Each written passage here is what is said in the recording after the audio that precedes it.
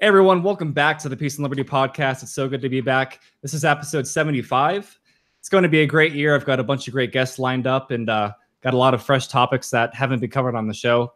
Now, one quick note before I introduce today's guest. I'm currently not on Patreon right now. If you've been keeping up with current events, you understand exactly why. Maybe me and my guest can discuss that a little bit near the end. But I'm sure this episode will be released, but sorry. Back up there. I'll edit that part out, no worries. In fact, let me just start over there. Sorry about that. No problem.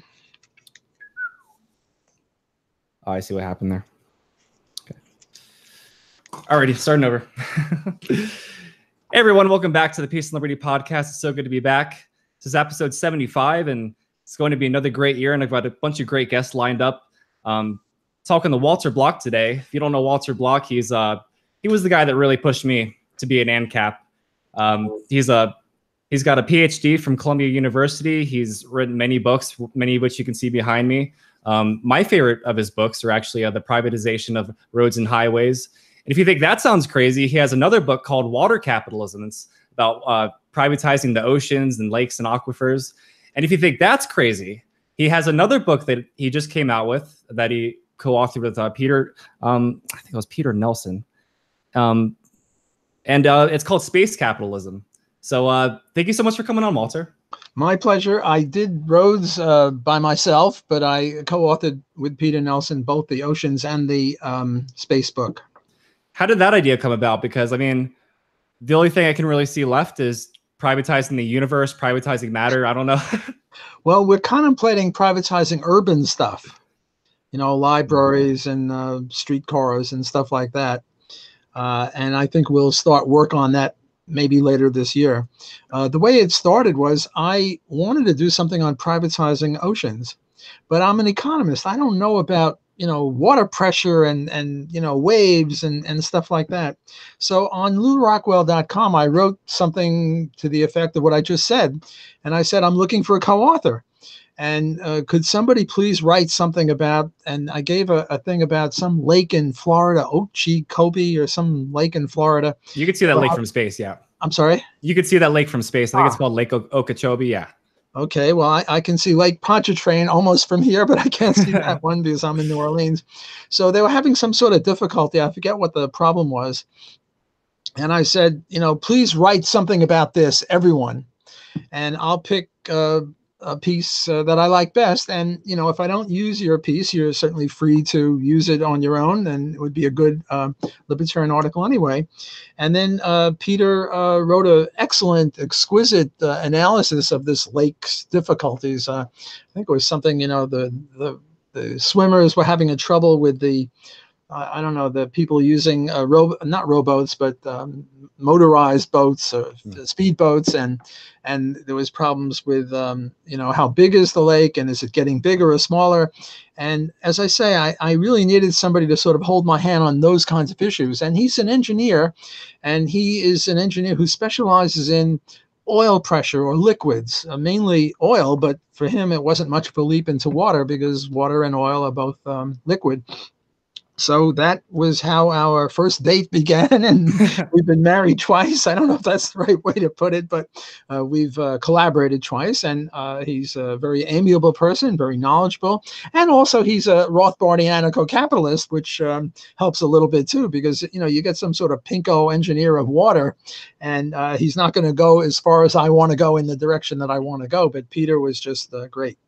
Yeah, I think one of the arguments you use related to water, because people think, how can you privatize water? And I think one of your arguments is, well, water is just moving land. Another thing I kind of noticed, just kind of doing a little bit of research, I was looking on Google Maps one day and I forget which lake it was, but the lake was kind of divided between two different states. They had like a state line throughout the whole lake. And it's like, okay, I mean, I guess in some sense, the government's claiming it. So, I mean, why can't we privatize it? Yeah, my aphorism was water is just fast-moving land, and land is slow-moving water, because you do have mudslides. And then you have some water that's pretty fixed, namely when it's ice, it just sort of sits there. So it's a continuum. It's not as if water is over here and land is over here. And yes, you can privatize land, but you can't privatize water. And also land moves around not only in mudslides, but sometimes, what is it called when the wind takes dirt from here and it pushes it into the air? A tornado? Tornado, yeah, a tornado or a sandstorm or something like that. That's moving land. Oh, like a dust bowl. Dust bowl, yeah, that's also a case of moving land. So it's not that land just sits there and never moves, and not that water always moves and never sits there. It's a continuum. Yes, I'll admit land is more stable than water. You know, if you push me hard, I'll admit that. But my motto is, if it moves, privatize it, and if it doesn't move, privatize it. And since everything either moves or doesn't move, privatize everything. And land and water, both privatization is important. I'm reminded in the Soviet Union, what was it? 97% of the arable land was owned by the government in collectivized farms, and 3% was owned by the peasants in the form of backyards and front yards. And on the 97% of the land that was owned by the Soviet Union, they produced 75% of the crops. And on the 3% of the land that was owned privately, they produced 25% of the crops. Now, how do you get an imbalance like that? Obviously, because of, you know, the problems of communism and regulation and bureaucracy. Well, a similar thing occurs on land and water. Namely, 99% of the world's GDP occurs on land and 1% occurs on the water. And yet water is 3/4 of the Earth's surface and land is only 1/4. Now, it's a little unfair because most of the people are on the land, but still, you get sort of an imbalance. Namely, when things are private, things are good. And when things are not owned or government owned, you have the tragedy of the commons, or you have socialism, and you don't get much produce. And one of our goals is increasing the GDP or wealth or prosperity. And another of our goals is justice. And justice abhors a vacuum, and non-ownership or non-private ownership is a vacuum. So we want to hit them in this book on both the justice element and on the prosperity element. That's great. I love they brought up the Soviet Union because I listen to Yuri Maltsev all the time. I'm sure you know Yuri. He's a great guy, and he talks about how like Russia's like 11 time zone. That's a huge piece of land. You're saying 97% of that was owned by the government. Wow, I don't even know how they could do it. Not too well. They busted up, and now we have Russia, which is a lot more private than the USSR. Yeah.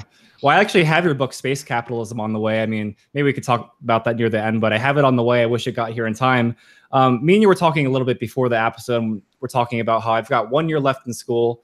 I'm trying to figure out where to go to graduate school. I go to University of Colorado, Denver right now, and I'm dreading having to go to graduate school out here because, you know, I'm almost done with my bachelor's degree. I see light at the end of the tunnel, but thinking about going through a whole graduate program just under Marxists, it's like you're like always consciously unlearning the whole time you're trying to memorize their stuff. It's very odd. So I think you were going to give some suggestions for the viewers. Right. Well, first of all, you shouldn't have gone to Denver to school. You should have come to me. That's right. Loyola University, New Orleans, because not only am I here and I'm an anarcho-capitalist libertarian Austrian, but all 4 of the members of my department are also.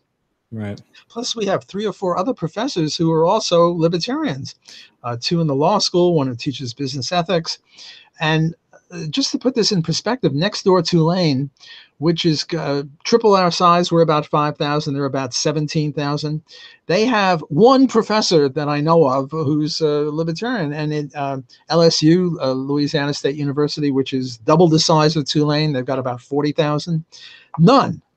And how do I know that? Because I sometimes give lectures there, and there'll be 300 students, and I'll say, well, how many libertarian professors are there? And nobody raises their hand. And I figure if 300 students who are libertarians don't know of a libertarian professor, there ain't none. So for your younger brother, if you have one, or younger sister, or for other people listening to this, I put in a commercial message here: come to Loyola University, New Orleans. Unhappily, we don't offer a PhD. I think you asked me about like 6 months ago, you should come study under me. And I'm like, oh, Walter, you know, I'm so close to being done. I can't move right now. I wish I could, but I think you were suggesting a few good graduate schools, because I'm personally thinking about going to George Mason. Funny story. When I first got into economics, I was probably about 17 or 18. I found out about Walter Williams. He was one of my first intros in economics.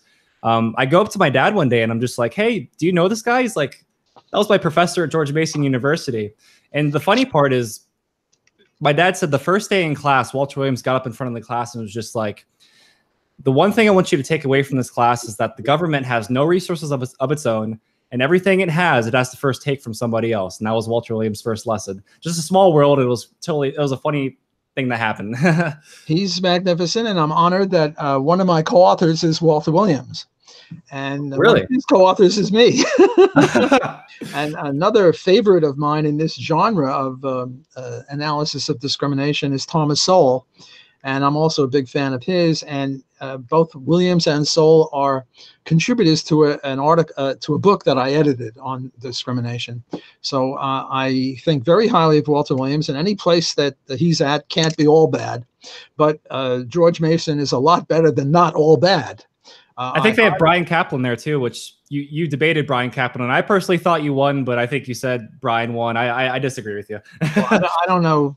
I don't remember. I think I win all of my debates. But there you go. There you go. But now Bryan Caplan is an excellent, exquisite libertarian. But he's not only not an Austrian, but he's a critic of Austrianism. Right. So he's a little weak on Austrianism. But you got whole bunches of other people, Pete Boettke, and there must be 5 or 6 other people who are libertarians and Austrians. No, many more than 5 or 6 who are libertarians. Probably the whole place is libertarian, at least economics, sociology. God knows what they're up to. I also recommend Texas Tech, which is full of people who just got their PhDs at, guess where? George Mason.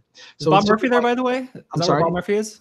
I can't. Yeah, Bob Murphy is there. He didn't get his PhD there, but there are other people who got their PhDs there. Bob got it at NYU. Another student, a former student of mine who got his PhD at Emory is Andy Young. He was my student, my former student.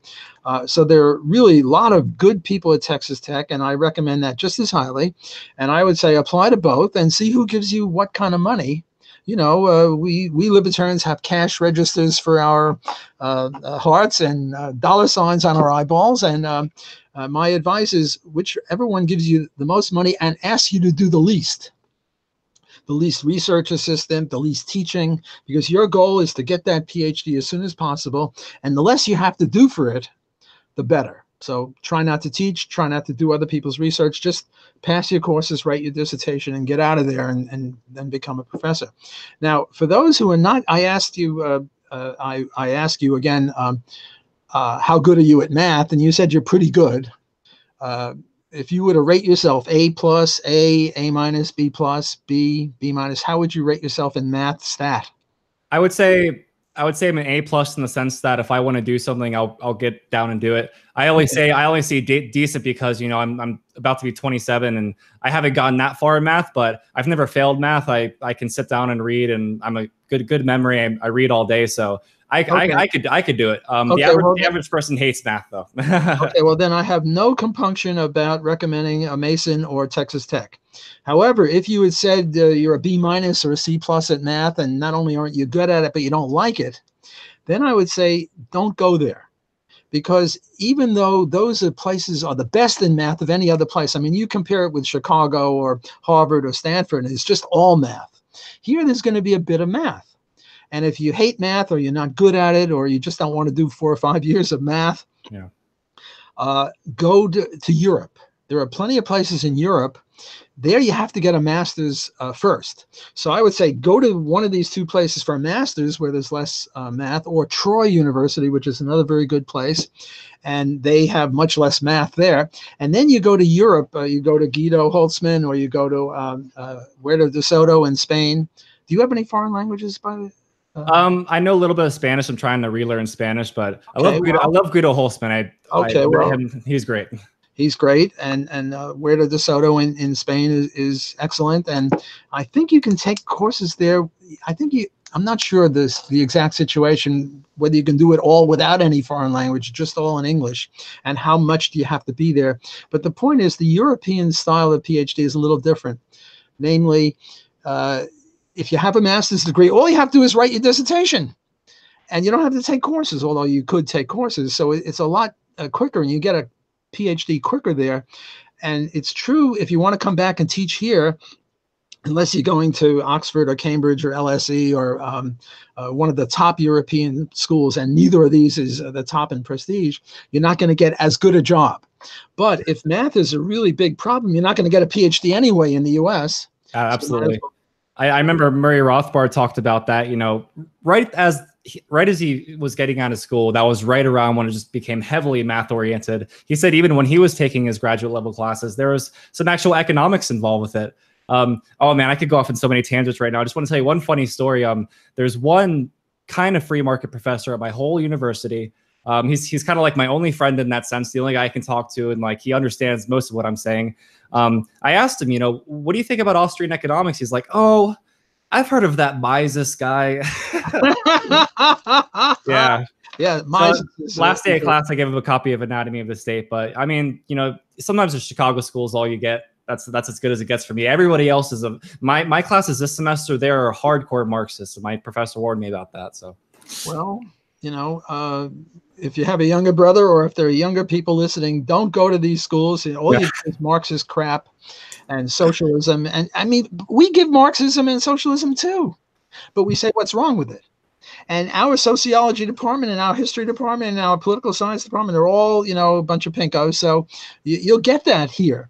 But what you get here at Loyola, and there are a few other schools beside Mason and Texas Tech and Troy that are good undergraduates, Grove City, Hillsdale. There are good schools where you'll get that stuff because we believe in full education. But you'll also get why it's wrong and the criticisms of it. Now, with regard to Bryan Caplan, he once wrote a piece called Why I'm Not an Austrian Economist. Yep. I forget the exact title, but it was something like that. And then Guido Holtzman and I and 3 or 4 others wrote blistering attacks on that, and Bryan responded. And he's a very amiable guy, and I consider myself a friend of his. So we're not bitter enemies. We just disagree. But you'll get Austrianism at Loyola, and you'll get Austrianism at George Mason and Texas Tech. Not from Bryan Caplan. Not every one of them is an Austrian, but there'll be enough of them that you'll get the Austrian view as well. Yeah, I've read through Caplan's article several times, and one of the points he attempts to make is that, well, you know, they don't actually promote cardinal utility. They actually promote ordinal utility, and obviously the Austrians believe in ordinal utility and not cardinal. But he was saying that no, we're just confused. I mean, they don't rank things like that. So maybe you could tear that apart real quick. Well, you know, they love indifference curves, and we Austrians don't think too much of indifference. And, you know, the slope of the indifference curve is the relative utility of one thing compared to the other. And once you put something on a graph, it's cardinal. Ordinal is first, second, third, fourth. You can't add first and second and come up with third. Right. But you can add 1 and 2 and get up with 3. So I think Bryan is mistaken on this. Austrianism is sometimes considered a religion, or, you know, I don't know, some sort of a weird thing, because we believe in synthetic a priori's, that you can prove things without empirical evidence for it. And I once got into an argument with Bryan, and I said, look, you bought your shirt for $20. At the time you bought it, ex ante, you valued that shirt more than $20. Or rather, you valued something about the shirt more than $20. I don't know what it was, the color, the fact that the guy who sold it to you could be your friend. I don't know about that. All I know is there's something about that shirt you valued more than $20. And obviously, there was something about your $20 that the seller valued more than the shirt. He had, you know, tons of shirts. So I say it's apodictically necessarily true that there was mutual benefit gain in the ex ante sense. Ex post, one or both might have regretted it, not usually, but sometimes. And therefore, you don't have to test this. Yeah. I mean, related to like indifference curves in general, I mean, human action isn't indifferent. We specifically act because we want to exchange one state of affairs for a more satisfactory state of affairs. And related to calculus, I mean, humans aren't some variables in some equation that you can just aggregate all this information and get the right answer. You can't break human action. I think that's how Murray described it. You can't break human action down into infinitesimally small parts like you would in calculus to find the smallest rate of change or something like that. Man, we could go on. I actually brought you on because I wanted to talk about borders today. So okay, let's talk about borders. I'm gonna lead in here now. So I'm pretty sure me and you hold the same views. Open borders but privatize everything. And the climate right now. The reason I wanted to talk to you about this issue is because it's so polarizing right now. It's at the point where I feel like both sides kind of straw man each other. The open borders, people will say that, you just want imaginary lines everywhere. It's just the state, going on creating imaginary lines. And then the pro borders argument will say, okay, well, if you're against borders, just leave your door open tonight. That's been the main one lately. And both of those arguments kind of drive me crazy. So I thought I'd bring you on. So maybe you could start off by telling us, what is your view on all this? Right. Well, before I give my view, let me give my view of the other two views. The open borders people are usually ones who start saying, well, the immigrants are all great guys. Okay, there's one or two criminals, but the actual percentage of criminals among the immigrants is lower than the criminal rate in domestic people. And they're really great guys, and they'll increase the GDP, and they're wonderful. And they come here to escape bad stuff and from their home countries, and they'll make great contributions. And they start listing all sorts of immigrants who made great contributions.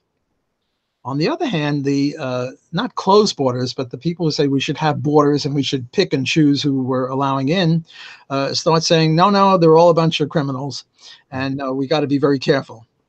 I have a third view, and I take a little bit from each. That's why they call me Walter Moderate Block, because I'm sort of in between and betwixt these two extremist views. I'm a moderate, they're all extremists.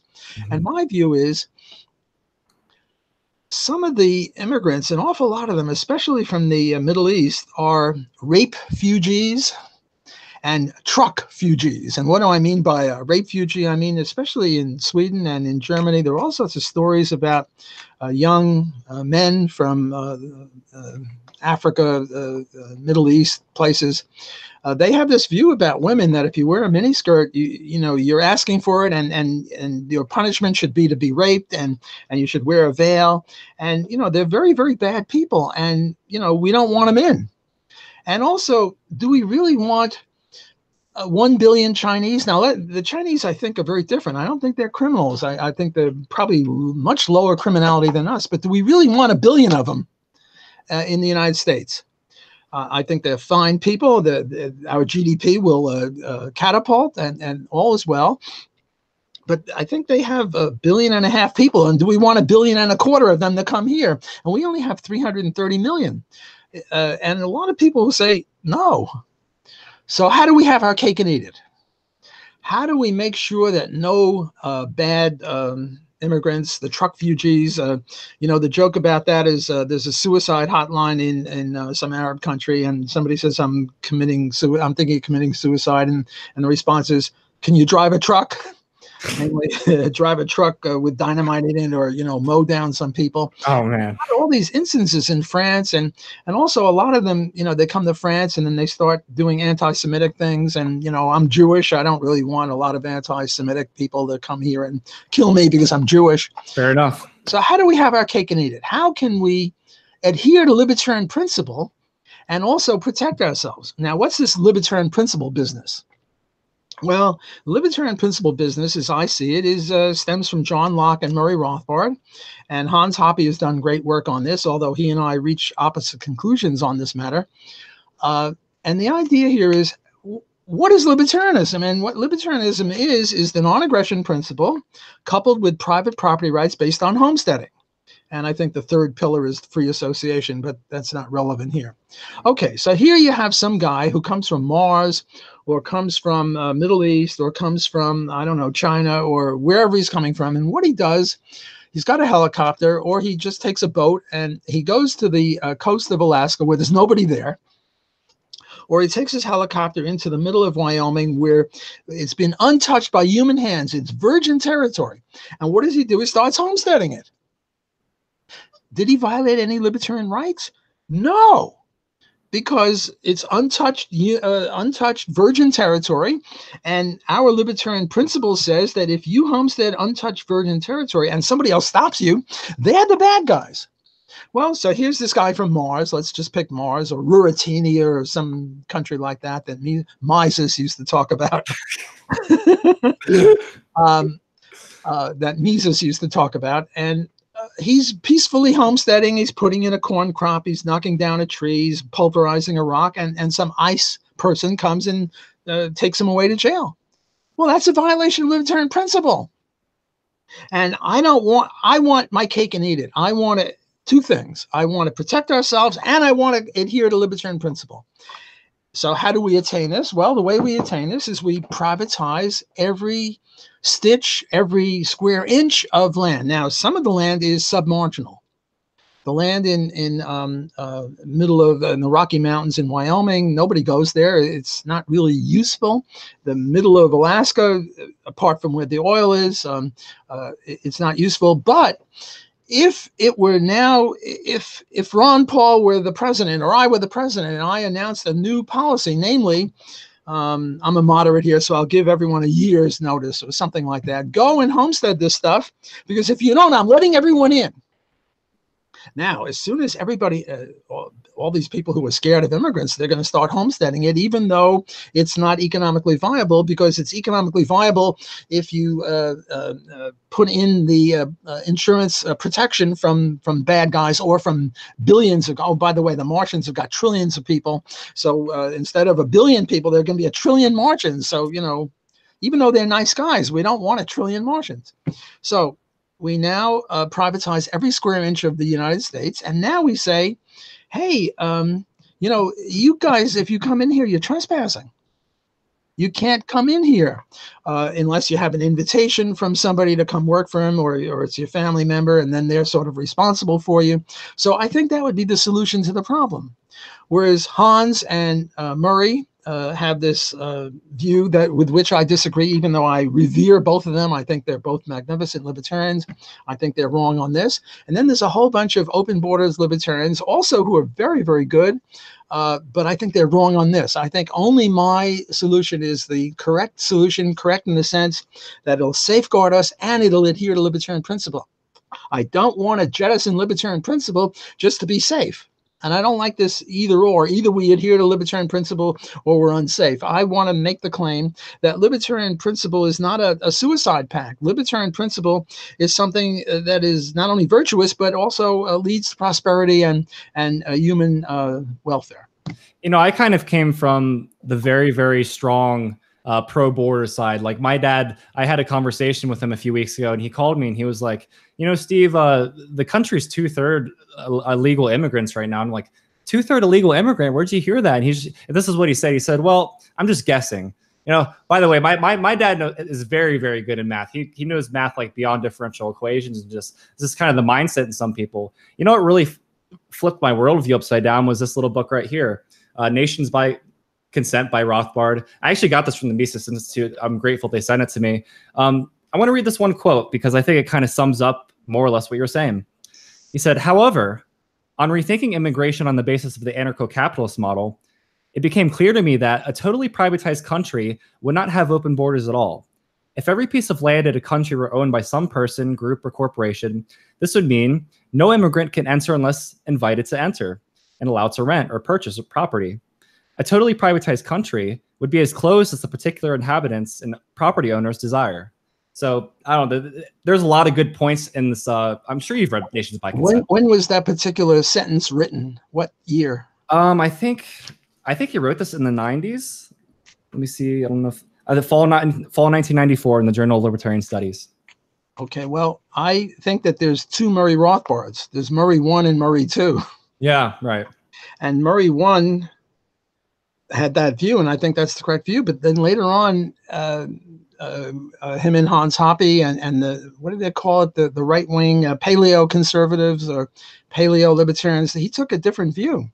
He started saying things like, well, the Russians moved to Lithuania, and they moved so many Russians into Lithuania that they obliterated the Lithuanian culture or whatever. And therefore, we have to have closed borders, or not closed borders, but borders where you have to pass muster by the receiving government. And my view is, look, this was a government thing. This didn't happen privately. If Lithuania was owned privately, every square inch of it, those Russians couldn't have come in. So this is not a good argument on Murray's point. So I disagree with Murray 2. I agree with Murray 1, and you read Murray 1. Well, honestly, in the same book, I think he kind of goes both ways, because at another point in the book, he says, I began to rethink my views on immigration when, as the Soviet Union collapsed, it became clear that ethnic Russians had been encouraged to flood into Estonia and Latvia in order to destroy the cultures and languages of these peoples. So Right. is that Murray too? Okay. Right. And I agree with Murray 1.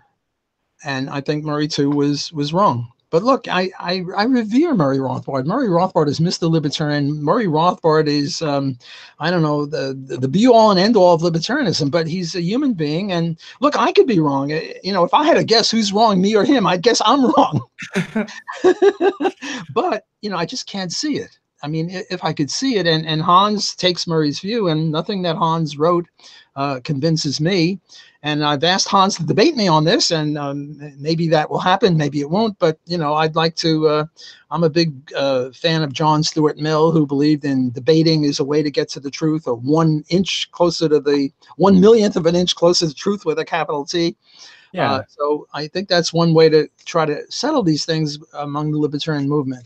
Well, look, I think it puts me a little bit at ease to be able to agree with somebody like, or disagree with somebody like Murray Rothbard, because then we know we're not robots at that point. You know, we're not just robots trying to agree with 100% of everything they do. Right. In contrast, there's the Randian cult. You disagree with Rand, and you're out. All right, right. I've disagreed with Murray on this and a few other things. I mean, you know, 1/10 of 1% I disagree with Murray.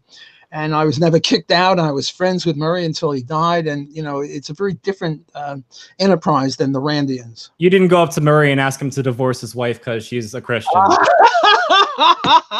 Nathaniel Brandon's such a jerk. That's horrible. Yeah, yeah. Well, anyways, related to Hoppe, I kind of wanted to ask you about this. He has like beyond a PhD. It's called a habilitation. Can you explain what that is? Because we're going to criticize Hoppe here in a bit. Well, I think in Europe it's a special thing. If you have a PhD and then you do one more thing, then you get the habilitation. I don't have that. He does. But I think it's mainly a European thing. I don't think American scholars have that sort of a thing. Fair enough. That was a rumor I heard that he had like beyond a PhD. Yeah, so, he does. So what do you think about the economics of all this? Because, for example, in my opinion, and I don't hear Trump mention this, I've never heard him mention this, that, you know, the violence we hear about in Mexico, it's not especially related to, it's not inherent to Mexicans, but rather the ongoing drug war allows for this violence to persist, at least to the extent we see it. I mean, even Milton Friedman got it right when he said the role of the government, quite literally, is to protect the drug cartel. Now, Trump is saying the next portion of the wall is going to be like $5 billion, but I'll link to a Forbes article that talks about how the drug war costs like $78 billion a year. So I don't know. It's kind of like really give and take there. What do you think about the economics of all this? Does the wall sound like a good investment? Well, you're open borders, but I mean, what do you think about all this? Well, I mean, I think there'll be no argument of any among anyone who calls himself a libertarian that we should get rid of the drug war. Right. And if we got rid of the drug war, not just for marijuana, but for cocaine, heroin, opiates, whatever it is, and not only that, but the FDA having limitations on drugs, and then doctors have to give you a prescription. Why should a doctor have to give you a prescription? A doctor should give you advice. And then if you disagree, you should be able to buy whatever you damn well please.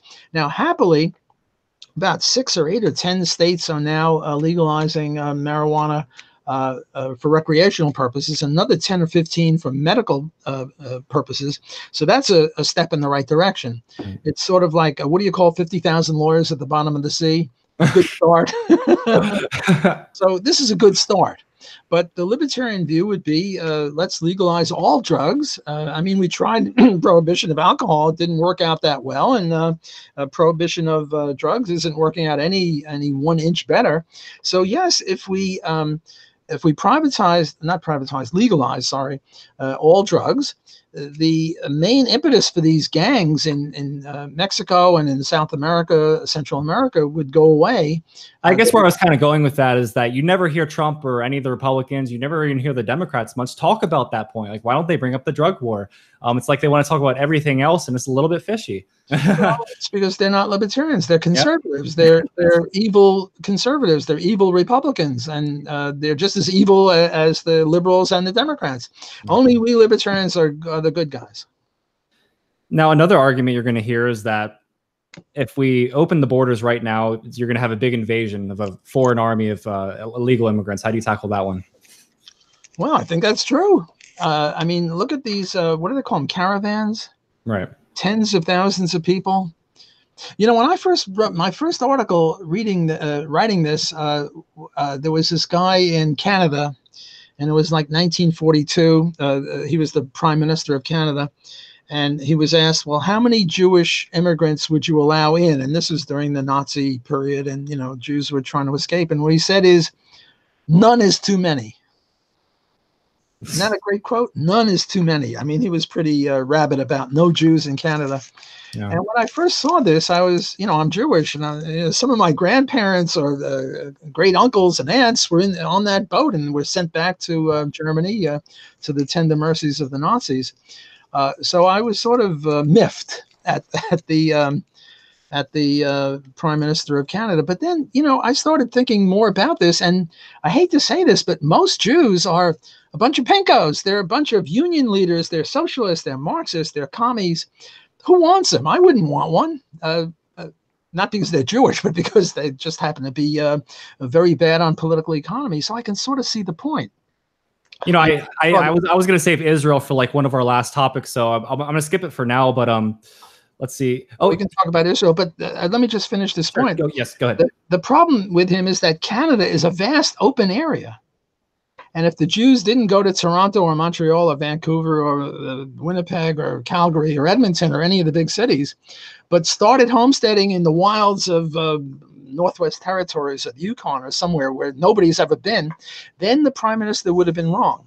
But you see, we don't have to, just because we want open borders, as I do, doesn't mean that we have to say that every immigrant is a great guy. Right. Some of these immigrants are. Some of them are not. The very opposite.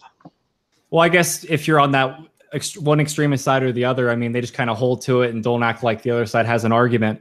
You know, here's one of the main things that really got me to think recently, because I think the average person, when they think about the southern border, they think it's all that whole 1,495 mile length of land that's all owned by the government. That's what they probably think.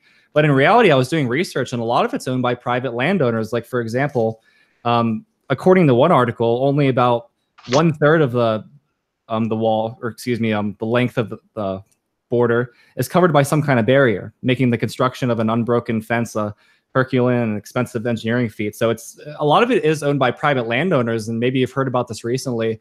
I can't find any approximate numbers on any of this. I mean, you know, what percentage of it is owned by private landowners, what percentage is owned by the government? It just doesn't seem to exist. I don't know why. Well, I think the key is that if they did build the wall, they would have to use eminent domain. Yes. And then it's a property rights issue, and that's not what either side wants, right? Right. And we libertarians aren't really in sync with eminent domain, because that's seizure of private property. So that's a big problem with the wall. But if it was all private, then no one could come on. And if they came on to the first 100 acres, they couldn't get on to the second 100 acres. And then there'd be a question, could they use the roads, the private roads? All the roads would be private. So I think the immigrants would have a great difficulty in getting in. I mean, April 2015, there was a report from the Government Accountability Office. Listen to this. According to 33 landowners, the majority of the damage on the property was done by illegal border crossers. But, however, 21 of these landowners said they also experienced damage from the Border Patrol. So, I mean, it's like your land is getting, it becomes a property rights issue right away. And my whole problem with previously saying I was open borders but privatize everything is you kind of got to ask, you know, what do you have to do first? Can you really do both at once? I mean, if the government did own that 2,000 mile border, then they're not going to relinquish all that. But if it actually turns out that a lot of that's owned by private landowners, all of a sudden our argument it's a lot more plausible, right away. Well, you know, we libertarians, I think you and I are both anarcho-capitalists, but right. We could also wear the shirt or the pants of a limited government libertarian, sort of like, I don't know, Ayn Rand, our gal, or Robert Nozick or Ron Paul, who are limited government libertarians, and they would probably justify eminent domain. So you could have a wall if you were a limited government libertarian. And by the way, my estimate is that of all people who are libertarians, maybe 2 or 3% of us are anarcho-capitalists. Yeah. Maybe another 10% are limited government people, armies, courts, and police, and that's it. Maybe another 10% are constitutionalists, Constitution interpreted as it should be interpreted. And the rest, maybe 50, 60% of libertarians are classical liberals, sort of people like Hayek or Friedman, Milton Friedman. And from their point of view, eminent domain is eminently reasonable. And if we need a border wall, we should have a border wall. Now, I don't agree with that, but sometimes I do take the position of a limited government libertarian, just if I'm speaking to people, for whom anarchism is chaos, and trying to keep some of your friends. I get it, yeah. Right.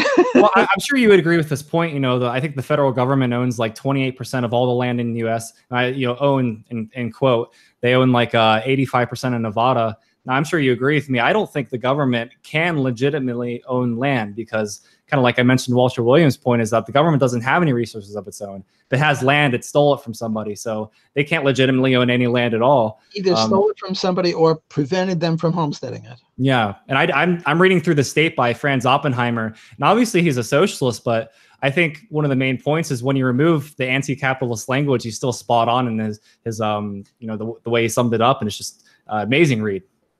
Oh, Oppenheimer's one of our boys. Yeah. Well, okay. How about the idea that it's going to take jobs away and it's going to lower wages? Well, this is an empirical issue. And by the way, I'm sort of allotting an hour to you, and we've got 15 more minutes. So I just sounds good. Notification. This is a very difficult empirical issue, and I'm not sure. I don't really have any view on that. I'm sort of an agnostic on whether it'll help or hurt. It depends upon the quality and the quantity. I mean, if we get a physicist from China or India, the GDP is going up. If we get people who go on welfare, the GDP is going down. And it depends upon what kind of people we get. And, once you have this, once you're in here, you can get your entire family in here.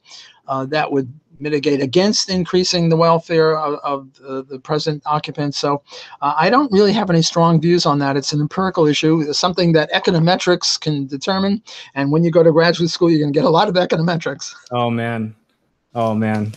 Well, maybe we can talk about Israel to kind of wrap it up, because I certainly have my own views on Israel. I'm by no means anti-Semitic. I'm more of I think I'm against the state of Israel on principle, and there's a lot more to the Palestinian crisis that's going on there. I know Murray Rothbard. He wrote an article. I have it right in front of me. It's called "War Guilt in the Middle East." It was written in 1967, and he is pretty harsh. And I think you, Walter, you have more or less different views than most people have. What are your views on Israel? Right. Well, again, I go back to homesteading and reparations. I believe in reparations, that if my grandfather stole this shirt that I'm now wearing, if my grandfather stole it from you, and if you can prove that the burden of proof is on you to prove that it was your grandfather's, but you got a picture of him wearing the shirt and you got all sorts of evidence, that I should give you this shirt. Well, this goes back. You see, I don't believe in a statute of limitations. Problem with the statute of limitations is... What is that for people who don't know? I'm sorry? What is that for people who don't know? Oh, a statute of limitations is a time limit. Namely, if my grandfather stole this shirt from your grandfather 100 years ago and the statute of limitations runs out after 50 years, tough on you, you can't get the shirt. Right. I believe that there's such a thing as a natural statute of limitations. The further back in history you go, the harder it is to prove it. And you have to prove that this is your shirt. I don't have to prove that it's mine. You have to prove it. And if you go back, 2,000 years ago, before there was language or whatever, it's really hard to prove anything. This is why we don't own everything. We don't owe the entire U.S. back to the Indians. One reason is right now there are something like 350 million Americans. And if you go up in an airplane, even east of the Mississippi, it's empty. Oh, yeah, there's a city here and there. But you go west of the Mississippi, there's just Denver, and that's it. Place is empty. There's nobody there. And that's 350 million people. How many Indians were there when the first white man came? The estimate is something like 2 million. So how much land could they have homesteaded, even if you allow a little extra homesteading for hunting or whatever? Very, very little of the land. Okay. So I believe in a natural statute of limitations. He who possesses it is presumed to be the rightful owner unless somebody else can prove it not. Now, what Murray does in this article of this, he goes back to the late 19th century, 1880 or something like that. And he says the Palestinians were there, and they're the rightful owners. And then in 1948, when the Israeli state was born, a lot of Palestinians left, and they went on vacation. Well, actually, they didn't go on vacation, but they were told by the Arab armies invading, get out so we can slaughter the Jews without, you getting in the way, and soon you'll come back. And, the war went the other way. But I don't think we should go back to 1880. I think we should go right back to, about 2,000 years ago. And if you go back to 2,000 years ago, the situation was a little bit more like what happened in South Africa. What happened in South Africa? What happened in South Africa was South Africa was empty. No blacks there, very few blacks there. And then the whites came in the 1600s, and they were the first ones there. And then what happened is that they were very much more productive, and they paid higher wages. So people from Namibia and the frontline countries started coming into South Africa to work for them. Well, something like that happened in the land that is now Israel. There was nobody there 2,000 years ago, except Jews, and the Jews were kicked out by the Romans. Later came the Palestinians, or what we now call the Palestinians, and the Jews were there first. I think one thing Murray argues, though, is that there was a time when Arabs and Jews lived side by side, and that's one thing he argues. I'm still trying to piece together all the history, forgive me, but one thing he argues is that the modern day Zionists, they were really, we don't want any of the Arabs around us, and honestly, from the outside looking in, the waters are muddy. There's obviously a lot of things going on both sides, and it's not so simple to say who's in the wrong, who's in the right. I think both sides are very, very angry with each other, and it's perpetual war over there. And unfortunately, I think what Murray was trying to argue is that there was a time when it wasn't like that. People were living side by side. I don't know about this side-by-side business. Usually when you get side-by-side, you get Arabs slaughtering Jews when the Jews are helpless. I disagree with this side-by-side friendly business. Now, I've written with two co-authors, I've written a very, very long article, about 100 pages, and it appeared in, the Indonesian Law Review. I forget the name of it. If you can give me the name, I'll write it down and I'll link to it. Well, I'll email it to you. Okay, great. I'll email the whole thing, plus the URL, so you could read that, and you could share that with your audience here. And then I've written 2 or 3 smaller articles also with these two co-authors, and we are now in the midst of writing a book on this, mainly to take a pro-Israel point of view from the libertarian perspective. Now, here we are absolutely taking a limited government perspective, because Israel is a country, and all 3 of us are anarchists. So we're against Israel because we're against every country, but we don't want to do that because that's too simple. And Murray, in this article that he wrote, properly says that that's not the right way to do it. You don't just say, well, look, we're anarchists, we're against all states. Yes, we're against Israel, but we're against every country, including the US and Canada, and end of story. Murray says you got to go a little bit deeper than that, and we agree. We agree with Murray on that, and so therefore we have to take a pro-state perspective. We have to say, is Israel any different than any other country in terms of rightfulness to exist? Now, as an anarcho-capitalist, it has no right to exist.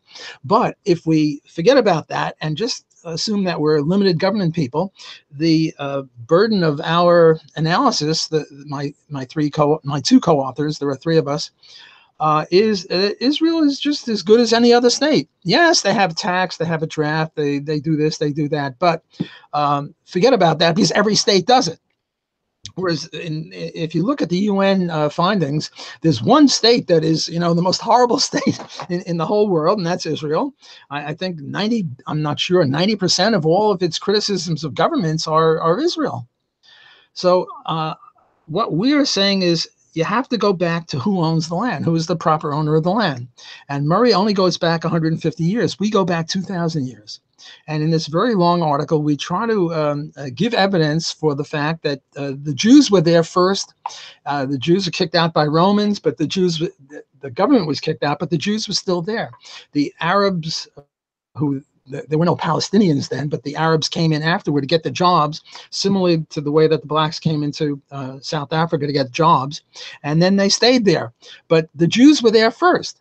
So this idea, is that Judea and Samaria, the West Bank, is really a Jewish possession. And it's not an Arab possession. And therefore, when those Arabs left, Palestinians, if you want to call them that, left in 48, they were leaving land that they didn't properly own. Now, one way to settle this, so far we're talking about the past. And the past is very important because the past determines justice and righteousness. But let's talk about how we can settle this. One way to settle this is with money. We libertarians like money. Who can buy out whom? And the issue is, let everybody. You see, the problem is that the Arab countries have this a death penalty if you're an Arab and you sell land to a Jew. Oh, I didn't know it. Yes, which is a problem. So what you'd have to do is rescind that law, and also rescind any laws prohibiting Jews from selling to Arabs, and then let everybody start buying and selling. And I predict that since Jews are way richer than Arabs, even if you include oil wealth, you'll settle it very easily. And, the Jews will give, I don't know, $100,000 per capita to every Arab, and there'll be no more Arabs in Israel, and that'll solve it. Now, this isn't, what do you call it, an elegant solution. The elegant solution would be to kick them out because they don't own it. But the inelegant solution, but a practical, pragmatic, utilitarian solution to get rid of a lot of bloodshed and to create more peace, because if they agree to leave based on having money stuffed down their throats, well, then it's hard to keep up the sense of injustice, aggrievement that they have. Yeah. No, it's funny you mentioned earlier that a lot of Jewish people were communist. I heard Ben Shapiro say this, and I'm not the biggest fan of Ben Shapiro and everything, but he mentioned that most of the Jews in America are Democrats, and they are pretty much what am I trying to say here? They're not the religious type of Jews, just Jewish by birth. They have nothing to do with like Israel. They don't really care about Israel. So I don't know if I saw him say that, and it was very good. They do care about Israel. That's for sure. But they're not really Jewish in the sense that the Orthodox Jews are Jewish or the Hasidic Jews are Jewish. They follow the 512 commandments and don't eat this and do that and, all sorts of stuff. The what do you call it? The not the conservative, but what's that other group of Jews? Reform. The Reform Jews are practically atheists. Yeah. Yes, they go through a little bit of the rituals, but then and on Saturday maybe they'll eat kosher, but on Sunday they're in a Chinese restaurant or they're eating pork or whatever. So they're not really Jews. They're not really Jews in that sense, the way that the Orthodox and the Hasidic are. And it's interesting that the Orthodox and the Hasidic are very much Republican and very, very pro-Israel. There were a few Hasidic that said we shouldn't have Israel until the government of Israel until the Messiah comes, and the Messiah hasn't come yet, but they're a very, very small amount of the Orthodox Jews. Most Orthodox Jews and Hasidic Jews, who are ultra-Orthodox, call it that way, are very, very pro-Israel and very, very Republican as opposed to Democrat. Yeah. I had one of my very best friends was a Hasidic Jew, a Lubavitcher, and what we would study is the Talmud, and we compared the Talmud with libertarianism. And it's amazing to me, like this thing called, one of the tractates called Baba Metzia. It's the only Hebrew I know, practically. And it's very, very John Lockean and Murray Rothbardian. And in a sense, the way you get to own land is by mixing your labor with it. Right. Very, very intricate, very, very complicated discussions, and the rabbis are disagreeing with each other. But what I got out of it is that it's very libertarian. So my hope is one day that we'll convert all the Orthodox and the Hasidim to the one true faith, libertarianism. Yeah, I mean, all the talk about the Mises Institute being full of anti-Semitic people. I mean, come on, you're Jewish. Mises is Jewish. Burton Bloomer, David Gordon. I mean, an institute founded to commemorate a Jew. I don't know how, and he fled from Nazis. It's totally ridiculous. I think you destroyed that myth. Ron Paul was accused of being anti-Semitic, right? Which is about as lunatic as you can get. Because who are his best friends and his mentors? Jewish Mises and Jewish Rothbard. That's what my dad always used to say. He was like, my one my one complaint with Ron Paul is that he doesn't like Israel, and I just said, Dad, I just don't think he likes funding them. I just think it's about the foreign aid, and some people think if you're against the foreign aid, you're anti-Semitic. I mean, one of my co-authors in this book is Rafi, and he's a libertarian. He's the Ron Paul of Israel. Right. And he is against any foreign aid being received by Israel. Forget about giving from the U.S. And I think the point is that to a great degree, the U.S. is a hindrance to Israel, not a help to Israel, because if not for the U.S., Israel now would have owned the, what's that thing, Northeast Egypt? I forget the name of it. It's about triple the size of Israel. Eisenhower made them give it up in I think it was the 6-Day War. Right. They would have been triple the size that they are now, but Eisenhower made them give it up. And the reason they gave it up is they're dependent on Israel. And my colleague Rafi says that the U.S. is more of an impediment to Israel. And if he were prime minister, and he's trying to run for office in the new election, he didn't make it, but he'll get there next time, I hope. He would say he would refuse any foreign aid from the U.S. because what is it? He who pays the piper calls the tune. The U.S. is paying the piper. They're calling the tune, and they're not only calling the tune in favor of Israel. Now, look at Obama, his view on Israel. Okay, Trump is much more pro-Israel, but the next president, who knows? Right. So from the point of Israel, it's a good idea not to take foreign aid from the U.S. Well, I guess it's a burden because all the critics who are actually anti-Semitic can just say, hey, look at all the money they get. They're blowing people up. I mean, they can kind of make it make logical sense. So. Yeah. Well, look, it's been really great. It's an hour now, and I greatly enjoyed it. And I'll do it again with you in a couple of months if you'd like. But it was absolutely. So I'm going to link to your new book, Space Capitalism. I'm going to link to all your articles you've written on open borders, and this has been a really great discussion. Definitely email me that paper about what you're writing on, and I'm going to read it. So thank you so much, Walter. Thank you. Thanks for having me. Take care, and good luck in your graduate studies. Thank you, Walter. Bye.